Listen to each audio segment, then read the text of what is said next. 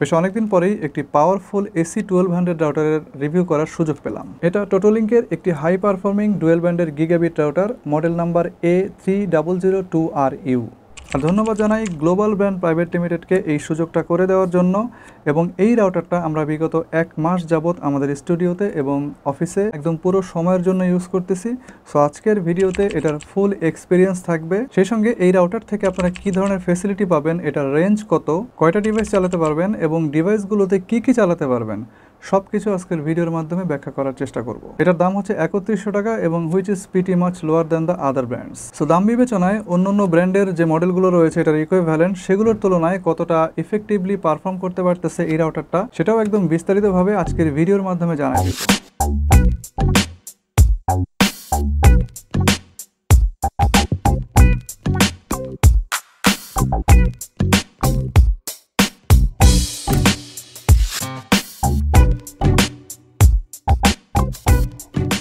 So box content হিসাবে কী কী থাকে এগুলো আপনারা সবাই জানেন, এখানেও তার ব্যতিক্রম নয়। রাউটার তো পাবেনই, সেই সঙ্গে আরও থাকবে 12 ভোল্ট 1 অ্যাম্পিয়ারের একটি পাওয়ার অ্যাডাপ্টার, RJ45 এর একটি প্যাচ কোড আর কিছু ম্যানুয়াল। এই রাউটারটার আরও কয়েকটা ভার্সন আছে, মডেল নাম্বার দেখা যাবে সেগুলোর একই, বাট প্রত্যেকটাতে কিছু দৃশ্যমান পার্থক্য পাবেন। তবে আমাদের হাতে যে প্যাকেজটা আছে এটা হচ্ছে ভার্সন 2 এর একদম নিউলি ইন্ট্রোডিউসড। যাই হোক, রাউটারের একদম বেসিক কালারটা হচ্ছে ম্যাট ব্ল্যাক, মূল বডিটা হচ্ছে আয়তাকার এবং বডিতে বেশ কিছু জায়গায় কার্ভ আপনি দেখতে পাবেন। এদের মধ্যে উপরের দিকের এই অংশটা ফ্রস্টেড এবং হাতে বেশ ফিল হওয়ার মতো। এখানে টোটোলিঙ্কের ব্র্যান্ডিং করা আছে, ঠিক তার নিচে 9টা লাইট ইন্ডিকেটর দেখতে পাবেন। ব্রিদিংয়ের ভেন্টগুলো রাউটারের বডির বিভিন্ন জায়গাতে দেওয়া আছে, অলমোস্ট সব জায়গায়। উপরের দিকে এই যে গ্রুপের মতো জায়গাটা দেওয়া আছে, এখানে পুরোটাই হচ্ছে ভেন্ট এবং একদম নিচের দিকে আকর্ষণীয়ভাবে একদম ডিজাইন করে ভেন্টের ব্যবস্থা করা আছে এবং নিচের দিকের এই ভেন্টের জায়গাটা বেশ ইউনিক। ইউনিক বললাম এই কারণে, আপনি যদি এটাকে নরম কোনো জায়গার ভিতরে রাখেন তাহলে কিন্তু ন্যাচারালি এটার ভেন্টগুলো আটকে যাওয়ার কথা, কিন্তু এটার ভেন্ট আপনি চাইলেও আটকাতে পারবেন না। গ্যাপগুলো উপরে নিচে ক্লিয়ার না রেখে পাশাপাশি ক্লিয়ার রাখা হয়েছে, ফলে নিচ থেকে যদি কোনো কিছু এই ভেন্টে চাপা খায় তাও এই ভেন্টগুলো আটকে যাবে না। সো ভেন্টিলেশনের এই যে ব্যাপারটা, এটা খুবই ইউনিক এই রাউটারে। তবে নিচের দিকে যে 4টা পায়ের মতো দেওয়া আছে এগুলো মূলত আসলে স্ক্রু হোল, তবে পায়ের মতো কাজ করবে। এই পায়াগুলো আমার কাছে একটু ইনকমপ্লিট মনে হয়েছে। এগুলোতে খুব সম্ভবত কিছু প্যাডের মতো ব্যবহার করার কথা ছিল তাদের, যেটা তারা ব্যবহার করতে ভুলে গেছে অথবা পরবর্তীতে ইচ্ছা করে আর দেয় নাই। থাকলে ভালো হইতো অবশ্যই, এবং বিষয়টা নন স্লিপারি হইতো। যাই হোক, এবার এই রাউটারের কমিউনিকেশন সিস্টেমে আসি। ইথারনেট পোর্ট দেওয়া আছে দেখেন 5টা, এদের মধ্যে একটা হচ্ছে 1 পোর্ট এবং এই পোর্টটার মাধ্যমে আপনারা আপনাদের আইএসপির সঙ্গে 1000 Mbps এর একটা কমিউনিকেশন মেনটেন করবেন। আর 4টা থাকবে ল্যান্ড পোর্ট এবং এই ল্যান্ড পোর্টের মাধ্যমে 4টা পিসি বা কনসোল লাইক ডিভাইসে আপনারা অপারেট করতে পারবেন এবং রাউটার থেকে ডিভাইসগুলোতে আপনারা 1000 Mbps এর অর্থাৎ গিগাবিট কানেক্টিভিটি মেনটেন করতে পারবেন এই ল্যান্ড পোর্টগুলোর মাধ্যমে। অ্যান্ড দিস ইজ হাউ এটা একটা গিগাবিট রাউটার এবং এটা অন্য সব AC1200 রাউটারের মতোই ল্যান্ড পোর্টে গিগাবিট, 1 পোর্টে gigabit, but not in WiFi. তো এই পয়েন্টে একটু পরে আসতেছি। তার আগে ইথারনেট পোর্টগুলোর পাশে দেখেন আরেকটা পোর্ট আছে, এটা হচ্ছে USB 2 পোর্ট। মূলত এটা হচ্ছে আপনি যদি পোর্টেবল হার্ড ডিস্কে থাকা অথবা পেন ড্রাইভে থাকা কোনো ডাটা এই রাউটারের মাধ্যমে এই রাউটারের আন্ডারে থাকা অন্য ডিভাইসে শেয়ার করতে চান, সেটা ওয়াইফাইয়ের মাধ্যমে হোক অথবা ল্যান্ড পোর্টের মাধ্যমে হোক, সেটা করতে পারবেন। অর্থাৎ এই পোর্টের মাধ্যমে এই রাউটারকে আপনারা একটা পার্সোনাল হোম ডাটা সার্ভার হিসাবে ইউজ করতে পারবেন। ওকে, এটার যে অ্যানাদার কমিউনিকেশনের সিস্টেম সেটা হচ্ছে ওয়াইফাই এবং এটা পরিচালনা করবে এই 4টা এন্টিনা এবং এগুলো হচ্ছে আপনার 5 dBi করে ওমনি ডিরেকশনাল এবং প্রত্যেকটা এন্টিনার গায়ে দেখেন টোটোলিঙ্কের ব্র্যান্ডিং করা আছে। আর যেহেতু এটা একটা ডুয়েল ব্যান্ড রাউটার, সো আপনারা এখান থেকে 2টা ফ্রিকোয়েন্সি পাবেন, একটা হচ্ছে 2.4 GHz এর, একটা হচ্ছে 5 GHz এর। আর এই ফ্রিকোয়েন্সি দুইটা আপনার দুইটা করে 4টা এন্টিনার মধ্যে ডিস্ট্রিবিউশন করা আছে, অর্থাৎ 2টা থাকবে 2.4 GHz এর জন্য, 2টা থাকবে 5 GHz এর জন্য। তো এন্টিনাতে এই ব্যান্ডউইথে ডিস্ট্রিবিউশন করার একটা কমন প্যাটার্ন হচ্ছে 2.4 GHz, তারপর একটা 5 GHz, তারপর একটা 2.4 GHz, তারপর একটা 5 GHz, এভাবে করে একটার পর একটা সাজানো থাকে। বাট এই রাউটারটাতে একটু অন্যরকম, এখানে মাঝখানের যে 2টা এন্টিনা আছে এই 2টাকে রাখা হয়েছে 5 GHz এবং দুই পাশের 2টাকে রাখা হয়েছে 2.4 GHz। অ্যাকচুয়ালি নাথিং ইম্পর্টেন্ট, আপনারা যেটার ফলে খুব বেশি লাভবান হবেন আবার খুব বেশি আপনাদের লস হয়ে যাবে এমন না, নাথিং উইল হ্যাপেন। তারা একটু এক্সেপশনাল ট্রাই করছে এই আর কি। মূলত এন্টিনাগুলো ঘোরানোর দরকার হলে আপনি যেন ভুল এন্টিনা ঘুরে না ফেলেন, তার জন্য মূলত এই ইনফরমেশনটা আমি দিয়ে দিলাম। নাও রাউটারের যে 2টা ফ্রিকোয়েন্সির কথা আমি বললাম, একটা 2.4 GHz একটা 5 GHz এর, এই 2টা ফ্রিকোয়েন্সিতে আপনার 2টা ব্যান্ডউইথ অ্যালোকেট করা আছে। 2.4 GHz এর জন্য অ্যালোকেশন করা আছে 300 Mbps আর 5 গিগাহার্টজের জন্য অ্যালোকেট করা আছে 867 এমবিপিএস। দুইটা মিলিয়ে হচ্ছে আপনার 1167 Mbps and that is how it's a AC1200 router. But এই ব্যান্ডউইথগুলোর মধ্যে আপনি আসলে আপনার মোবাইল ফোন দিয়ে বা যেসব ওয়্যারলেস ডিভাইস আপনি ইউজ করবেন সেগুলো দিয়ে কতখানি ইউজ করতে পারবেন এটা ডিপেন্ড করবে আপনার সেই ডিভাইসটার ক্যাপাসিটির উপরে এবং এই রাউটারের সঙ্গে আপনার ওই ডিভাইসটা কতখানি সিঙ্ক অবস্থাতে আছে তার উপরে। Normally AC web two technology supported যে কোনো মোবাইল ফোন দিয়ে আপনি এই রাউটারের 5 গিগাহার্টজ থেকে তার পুরোটাই ইউজ করতে পারবেন। আবার নাওএডেজ বেশিরভাগ সময় দেখা যাচ্ছে মোবাইল ফোনগুলো একদমই প্রথম পর্যায়ে 5 গিগাহার্টজ ইনিশিয়ালি পায় না। কিউডি ব্র্যান্ডের রাউটারগুলো ছাড়া আমি অলমোস্ট বাকি সবগুলো ব্র্যান্ডেই দেখছি যে সেগুলোতে চ্যানেল মোড়ায় ঠিক করে দিতে হয়, অর্থাৎ 149 করে দিলে দেখা যাচ্ছে যে 5 গিগাহার্টজটা চলে আসে। বাট এই রাউটারের ক্ষেত্রে একটা এক্সেপশনাল কেস আছে এখানে এবং কিউডি রাউটারে, এই দুইটা রাউটারের মধ্যে আমি দেখছি যে 149 চ্যানেলটা বাই ডিফল্ট সেট করাই থাকে। সো রাউটার কেনার পরে পরবর্তীতে এই যে একটা ঝামেলা চ্যানেল মোড়ামুড়ি করার, এই জিনিসটা কিন্তু আর করা লাগবে না। এটা খুবই ভালো দিক, যারা একদম অ্যামেচার ইউজার আছেন তাদের জন্য এটা খুবই প্লাস পয়েন্ট, অন্তত এই দুইটা রাউটারের মধ্যে। এবার এই রাউটারের মধ্যে হার্ডওয়্যার কম্পোনেন্ট হিসাবে কি কি জিনিস ইউজ করা হয়েছে সেগুলো চলেন একটু জেনে আসি। সিপিইউ হিসাবে আসলে রিয়েলটেকের একটা এসওসি ইউজ করা হয়েছে এবং এটার মডেল নাম্বার হচ্ছে RTL 8197FS। এটা একটা 1 গিগাহার্টসের ক্লক স্পিডওয়ালা বেশ পাওয়ারফুল সিপিইউ এবং এটা 2.4 গিগাহার্টসের যে ফ্রিকোয়েন্সি তার কন্ট্রোলার।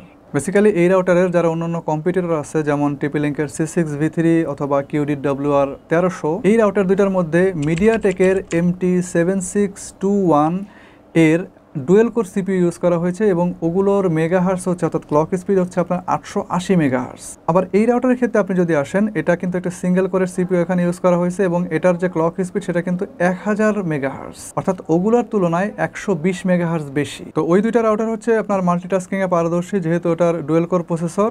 বাট ওই ডুয়েল কোর প্রসেসরের যে মাল্টিটাস্কিং সেগুলো হবে ধীরে ধীরে, কারণ ওগুলোর ক্লক স্পিড কম অর্থাৎ ডাটা প্রসেসিংয়ের রেট কম। অপরদিকে এই টোটোলিঙ্কের রাউটারটা এটা কিন্তু সিঙ্গেল কোরের সিপিইউ, সো এটার মাল্টিটাস্কিংয়ের পরিমাণটা কম ওই দুইটা রাউটারের তুলনায়।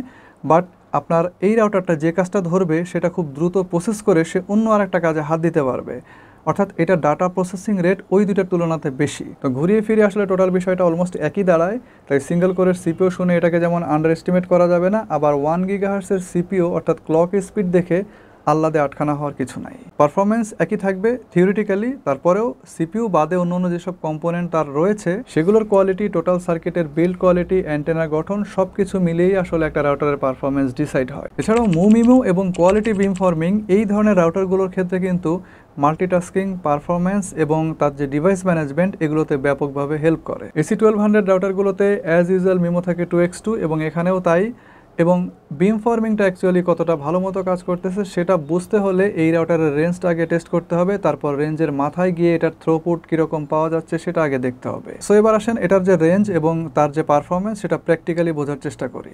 আপনারা ডানে এবং বামে দুইটা টেস্ট দেখতে পাচ্ছেন, এগুলো মূলত ওয়াইফাইয়ের যে 5 গিগাহার্টস তার যে ম্যাক্সিমাম আউটপুট সেটা প্রমাণ করবে এবং এই টেস্টের পরে আমরা বুঝতে পারবো যে এই রাউটার থেকে আপনি আসলে কতটা অপারেশনাল রেঞ্জ পাবেন এবং কতগুলো ডিভাইস আপনারা ওই রেঞ্জে থেকে একসঙ্গে চালাতে পারবেন।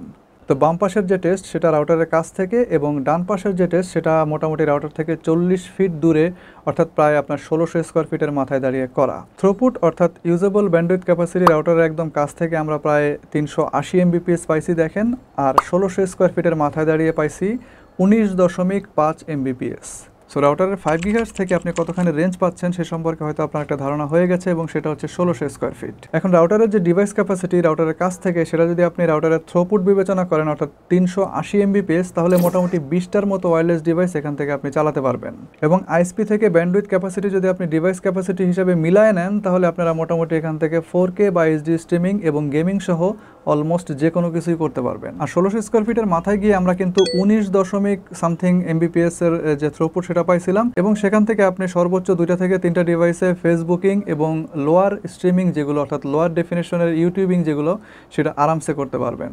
তবে এই পর্যায়ে কথা বলে রাখি, আপনার বাসার আর্কিটেকচারাল ডিজাইন এবং আদার যেসব ইলেকট্রনিক্স ডিভাইস আপনি ইউজ করতেছেন আপনার বাসাতে সেগুলোর উপর ভিত্তি করে আসলে মূলত ইন্টারফারেন্স এবং রেঞ্জ সব কিছু বিবেচনা করলে আপনার ডিভাইস ক্যাপাসিটি এবং থ্রোপুট কিছুটা আপ ডাউন করতে পারে এবং এটা অবশ্যই করবে। তবে সব মিলিয়ে অন অ্যান অ্যাভারেজ আপনি 1600 স্কোয়ার ফিটের মধ্যে বিভিন্ন রেঞ্জে দাঁড়িয়ে মোটামুটি 10টা ওয়্যারলেস ডিভাইস একদম ইজিলি সন্তোষজনকভাবে যে কোনো কাজের জন্য ইউজ করতে পারবেন। ল্যান্ডপোর্টের মাধ্যমেও আমরা যেরকম পাইছি আপনারা 4টা ডিভাইসে দারুণ পারফরমেন্স পাবেন এর কারণ হচ্ছে রাউটারের এই জায়গা থেকে আপনারা একটা গিগাবিট কানেক্টিভিটি পাবেন আপনাদের ওই সকল ডিভাইসে, এবং এটা অবভিয়াসলি আপনার আইএসপি থেকে নেওয়া যে ব্যান্ডউইথ সেটা ইউজ করার অন্যতম একটা এফিশিয়েন্ট ওয়ে। রাউটারের ফার্মওয়্যারের মধ্যেও প্রচুর পরিমাণ অপশন আমি দেখলাম। তো এরকম স্ট্যান্ডার্ডের একটা রাউটারের ফার্মওয়্যারের মধ্যে থেকে আপনারা যত ধরনের সুযোগ সুবিধা চান তার সবগুলোই মোটামুটি এখানে দেওয়া আছে। যেমন ধরেন যে একটা ইফেক্টিভ টাইম শিডিউল এবং কিওয়ার্ড রেস্ট্রিকশন সহ একটা প্যারেন্টাল কন্ট্রোল থাকবে, বেশ ভালো একটা কোয়ালিটি অফ সার্ভিস পাবেন এখানে। সেই সঙ্গে থাকবে Mac filtering, URL filtering, built in VPN এবং অ্যাক্সেস কন্ট্রোল ইত্যাদি ইত্যাদি। এছাড়াও এই রাউটারটাকে আপনারা টোটাল 4টা মোডে ব্যবহার করতে পারবেন। রাউটার মোড তো অবভিয়াসলি, এছাড়াও থাকবে রিপিটার, অ্যাক্সেস পয়েন্ট এবং WISP। এছাড়াও এই রাউটারটা অ্যাপ সাপোর্টেড। যতগুলো ফার্মওয়্যারের অপশন এতক্ষণ ধরে আমি বললাম তার সবগুলোই আপনারা চাইলে এই অ্যাপের মাধ্যমে কন্ট্রোল করতে পারবেন এবং পরিবর্তন করতে পারবেন। তবে এই রাউটারের মধ্যে আমি বেশ কিছু জিনিস মিস করছি। তার মধ্যে অন্যতম হচ্ছে SSID সিকিউরিটি প্রোটোকলে WPA2 এর জায়গায় 3 হইলে ভালো হইতো। রেঞ্জ 1600 স্কোয়ার ফিট ওয়াজ ওকে। 1600 স্কোয়ার ফিটের throughput 19 Mbps, it was also okay. But nearest রেঞ্জের যে থ্রোপুট সেটা আমরা আরও খানিকটা বেশি আশা করছিলাম। আমিও বেশ কয়েকবার এটার টেস্ট নিছি এবং টেস্টের মধ্যে দেখা যাচ্ছে বেশ কয়েকটা রেজাল্ট আসছে। তবে রেজাল্টগুলো অলমোস্ট সিমিলার এবং তাদের মধ্যে যে কমন যে আপনার রেজাল্টটা আছে সেটাই আজকের ভিডিওতে দেখাই দেওয়ার চেষ্টা করছি। এবং আপনার বাসায় নিলেও হয়তো বা 19-20 এরকমই রেজাল্ট আপনি পাবেন। তবে খানিকটা বেটার আমি আশা করছিলাম, খানিকটা বেটার হওয়া উচিত ছিল। এছাড়াও এই রাউটারের যে ফার্মওয়্যার সেটা আরও একটু ফাস্ট হবে বলে আমি আশা করছিলাম। Still this router is good enough. So আপনারা যারা 3000 টাকার আশেপাশের একটা বাজেট দিয়ে রাউটার কেনার কথা ভাবছেন এবং আপনাদের এরিয়াও 1600 স্কোয়ার ফিট, ইউজার সংখ্যাও ওভারঅল 12 থেকে 15 জন, তারা AC1200 সিরিজের এই রাউটারটাকে চয়েস করতে পারেন। And this is the end of the video. ভিডিওটা কেমন লাগলো কমেন্ট করে জানান। ভিডিওটা ভালো লাগলে অবশ্যই লাইক দেন, চ্যানেলটা সাবস্ক্রাইব করে রাখেন।